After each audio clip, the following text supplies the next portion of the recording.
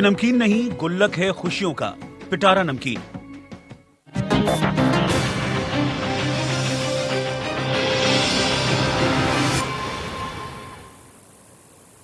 नमस्कार, उत्तर प्रदेश विशेष देख रहे हैं आप और मैं हूं आपके साथ आयुषी शेखावत। खबरों का दौर शुरू करते हैं। पंजाब में प्रधानमंत्री नरेंद्र मोदी की फिरोजपुर रैली रद्द होने की वजह सुरक्षा में चूक को बताया जा रहा है। गृह मंत्रालय ने पंजाब सरकार से इसकी रिपोर्ट तलब की है।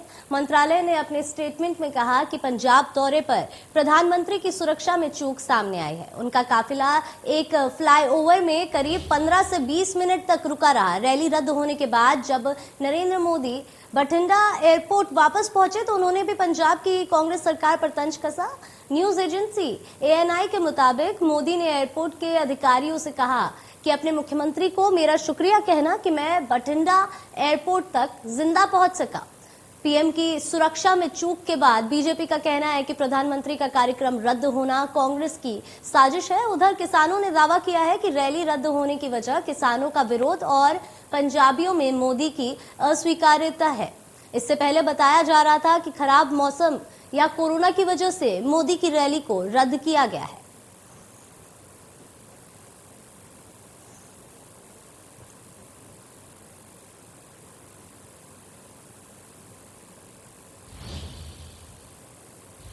पीएम मोदी की सुरक्षा में चूक को लेकर क्या कुछ कहना है सीएम योगी का, आइए सुनवाते हैं।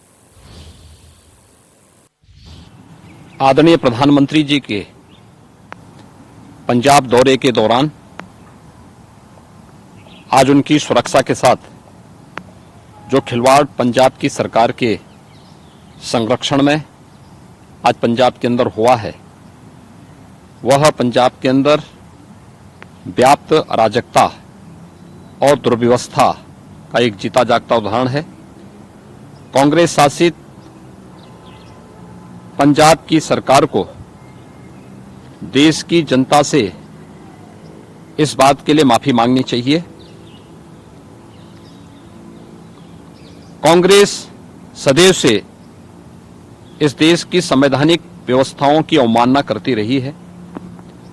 इसका एक उदाहरण एक बार फिर से देश ने देखा है। हमारे लोकप्रिय नेता और देश के माननीय प्रधानमंत्री जी की सुरक्षा के साथ जिस प्रकार की गंभीर चूक आज पंजाब के अंदर हुई है, वह अक्षम्य है और यह एक शरारत भरा पूर्ण पंजाब सरकार की और कांग्रेस की एक दुरभिसंधि को प्रदर्शित करता है। यह देश इस प्रकार की किसी भी साजिश को सफल नहीं होने देगा। कांग्रेस को और पंजाब सरकार को देश की जनता से माफी मांगनी चाहिए। देश के संवैधानिक प्रमुख के रूप में देश के प्रधानमंत्री जी की सुरक्षा के साथ किए गए खिलवाड़ के लिए उन्हें देश की जनता से माफी मांगनी चाहिए।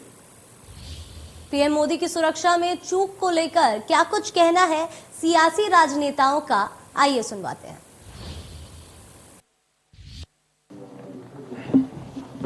प्रधानमंत्री साहब का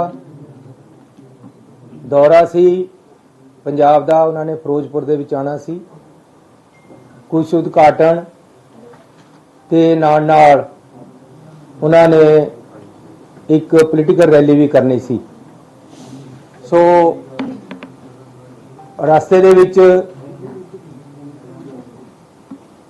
बाधा होने करके वापस मुड़ना पिया। उस गल का सानू खेद है।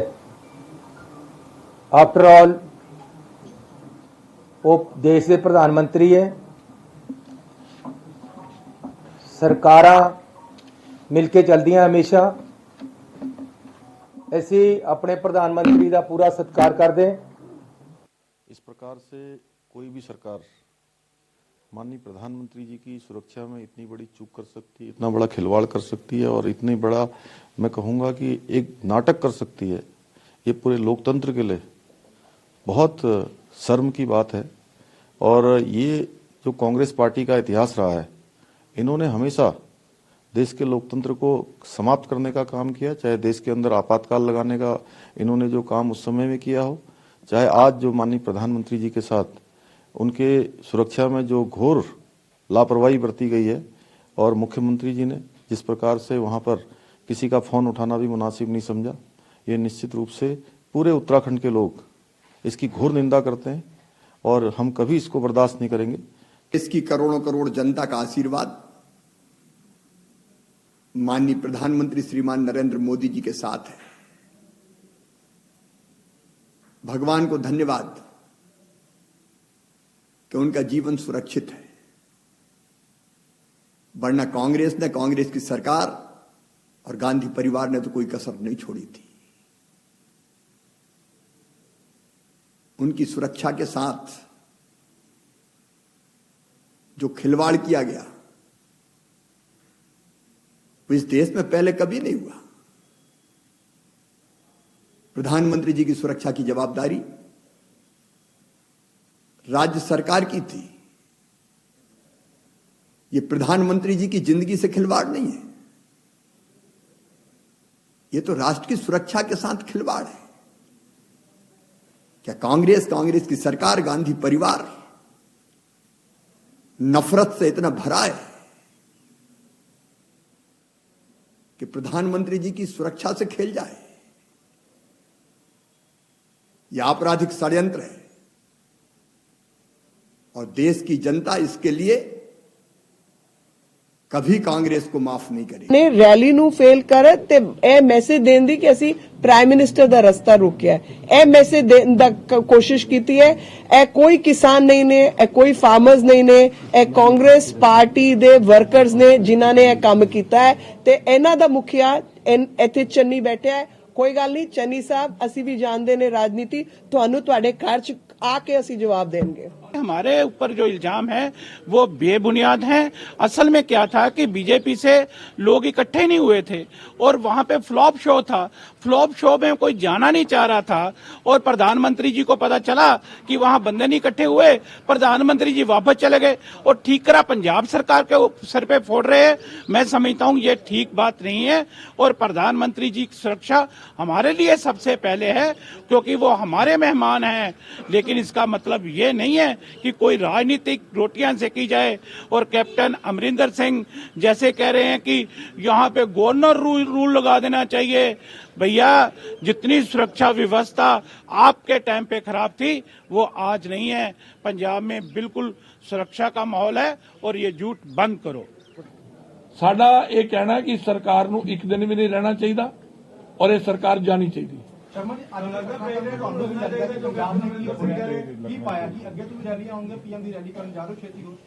जी साडा राजनीतिक अधिकार है, पंजाब साडा है, पंजाबियों का पंजाब है, चन्नी का पंजाब थोड़ा है। चन्नी ते आने जाने ने, मुख्यमंत्री आने जाने ने, सरकार आनिया जानी है, पंजाब ने रहना है, पंजाबियों ने रहना है। प्रधानमंत्री नरेंद्र मोदी पंजाब के फिरोजपुर में एक रैली में शामिल होने के लिए जा रहे थे, तभी प्रधानमंत्री की सुरक्षा में बड़ी चूक सामने आई है। उनका काफिला एक फ्लाईओवर पर करीब 15 से 20 मिनट तक रुका रहा, जिसके बाद पीएम का काफिला बठिंडा एयरपोर्ट पहुंचा, जिसके बाद से ही पूरे देश में सियासी हलचल मचा हुआ है। कानपुर में बीजेपी के कार्यक्रम में पहुंचे राज्यसभा सांसद और पूर्व डीजीपी बृजलाल ने पंजाब के पुलिस महानिदेशक और मुख्यमंत्री पर कार्रवाई की मांग करते हुए कहा कि प्रधानमंत्री की सुरक्षा की जिम्मेदारी राज्य सरकार और पुलिस महानिदेशक की होती है। प्रधानमंत्री के रूट के बारे में किसी को जानकारी नहीं होती है। बिना कांग्रेस की मिलीभगत के ऐसी चूक संभव नहीं है।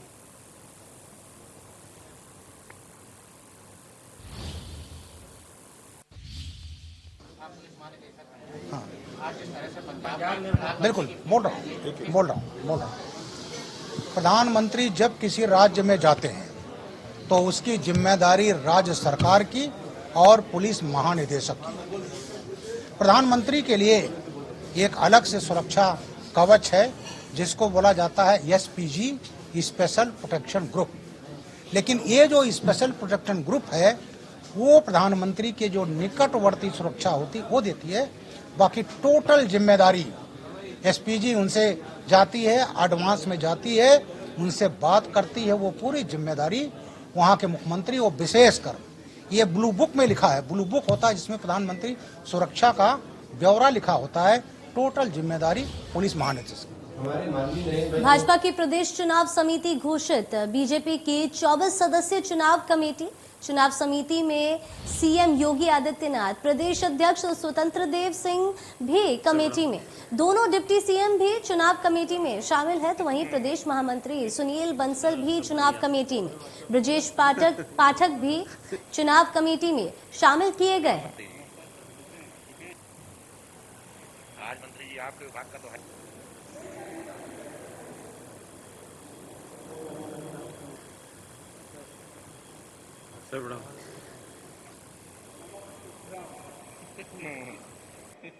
सर सब बढ़िया। प्रणाम मंत्री जी। ठीक है। आज मंत्री जी आपके विभाग का तो है।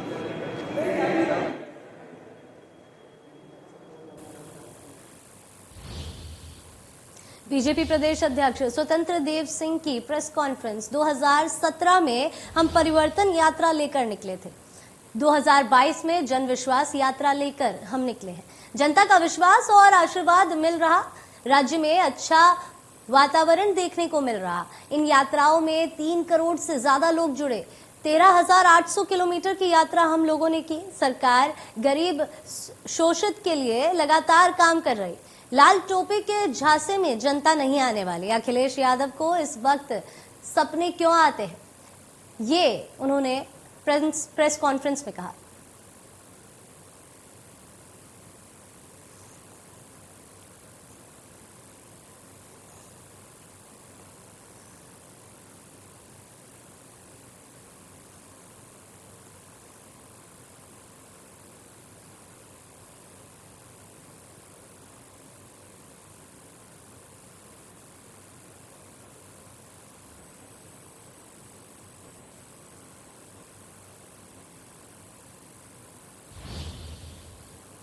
चलिए आगे बढ़ते हैं। खबर आगरा से, जहां बीजेपी के संगठन और ब्रज क्षेत्र पदाधिकारियों का तांता। अखिलेश यादव के सपनों में श्री कृष्ण के आने की बात ली पर चुटकी ली। प्रदेश सह चुनाव अर्जुन मेघवाल ने ली है चुटकी। अखिलेश के सपनों में पहले आए थे जिन्ना, अर्जुन मेघवाल का ये कहना है। साथ ही उन्होंने कहा कि जिन्ना देश को तोड़ने का काम करते हैं। अखिलेश ने जिन्ना और पटेल में बताई थी समानता। मेघवाल ने कहा जिन्ना की पिच पर अखिलेश खेल रहे हैं खेल।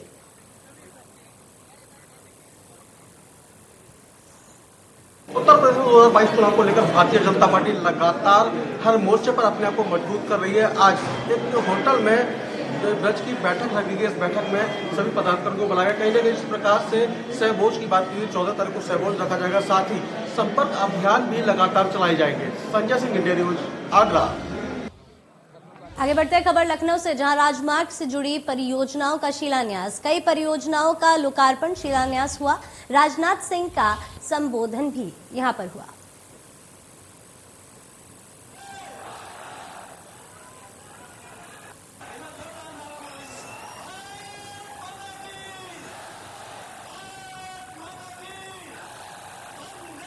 उत्तर प्रदेश में 2017 के पहले केवल एक एक्सप्रेसवे हुआ करता था, लेकिन बहनों भाइयों, आज जब से योगी जी ने उत्तर प्रदेश के मुख्यमंत्री के रूप में शासन की बागडोर अपने हाथों में संभाली है, तब से 4 एक्सप्रेसवे का निर्माण तेजी के साथ हो रहा है और एक एक्सप्रेसवे का निर्माण कार्य पूरा हो चुका है। अभी पिछले दिनों पूर्वांचल एक्सप्रेसवे का उद्घाटन हमारे प्रधानमंत्री मोदी जी ने किया था और साथ ही साथ गंगा एक्सप्रेसवे का मोदी जी ने शिलान्यास भी किया था।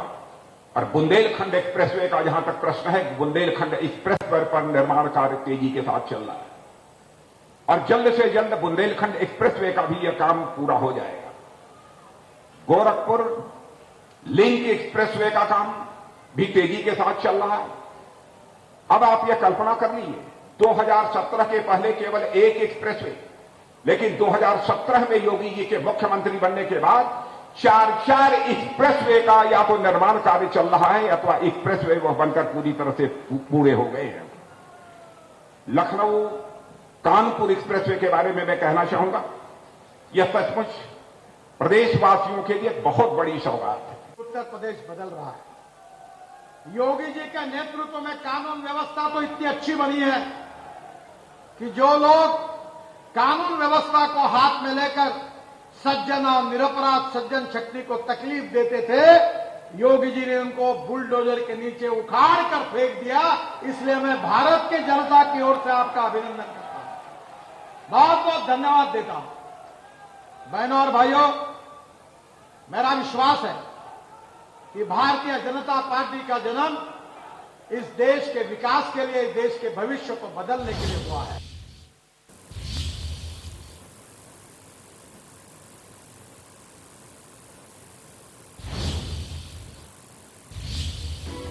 पावर्ड बाय इस मुट्ठी में है स्वाद हर जिंदगी का, ये नमकीन नहीं गुल्लक है खुशियों का, पिटारा नमकीन।